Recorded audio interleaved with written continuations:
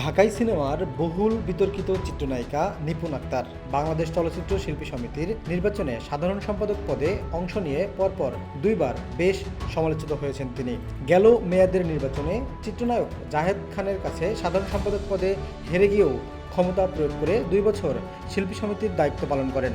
চলতি মেয়াদের নির্বাচনে বর্তমান সাধারণ সম্পাদক মনোয়ার হোসেন ডিপজলের কাছে পরাজিত হয়ে একই পথ বেছে নেন তিনি। সেই মামলাটি এখনও আদালতে চলমান। সম্প্রতি শেখ হাসিনার পদত্যাগ করে দেশ ত্যাগ করার পর থেকেই মন্ত্রী এমপি সহ আওয়ামী লীগের বিভিন্ন নেতাকর্মীরা দেশ ছেড়েছেন।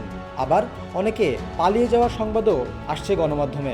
দলটির সভাপতি মণ্ডলীর সদস্য শেখ ফজলুল করিম সেলিমও দেশ ত্যাগ করেছেন বলে গুঞ্জন রটেছে।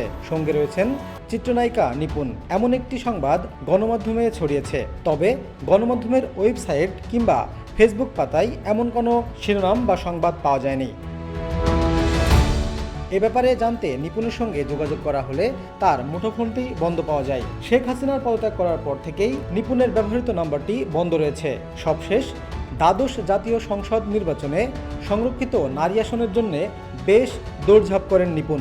এমনকি এবড়িছিপাড়ায় চাওর হয়েছিল শেখ সেলিমের সঙ্গে নিপুণের অনৈতিক সম্পর্কের কথা। এদিকে শিল্পী সমিতি নির্বাচনে পরাজিত হওয়ার 15 দিন পর নির্বাচনকে প্রশ্নবিদ্ধ করে মামলা করায় সাধারণ সম্পাদক নিপুণের ছবিতে জুতার মালা দিয়ে ব্যানার বানিয়ে তার শাস্তি দাবি করেন।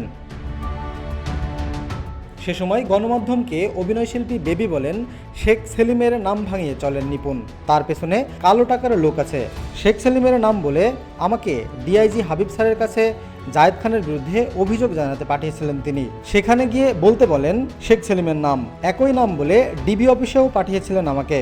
অন্যদিকে শিল্পী সমিতির নির্বাচনে সাধারণ সম্পাদকের পদ নিয়ে রিট করে গণমাধ্যমে ডিপজলকে অশিক্ষিত বলে মন্তব্য করায় কিছুদিন পর এই নায়িকার পার্লারে কি চলে প্রশ্ন ছুড়ে দেয় এই অভিনেতা। নিপুণের ব্যবসা প্রতিষ্ঠান বিউটি পার্লারে কি চলে সে প্রশ্নও ছুড়ে দেন তিনি।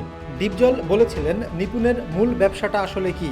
সে যে সিনেমা করছে এটাই কি তার মূল ব্যবসা, না এটা তার মূল ব্যবসা না? শুনলাম নিপুণ পার্লার দিয়েছেন, কি পার্লার এটা? সেই পার্লারে গিয়ে আপনারা দেখেন সেখানে কি হয়।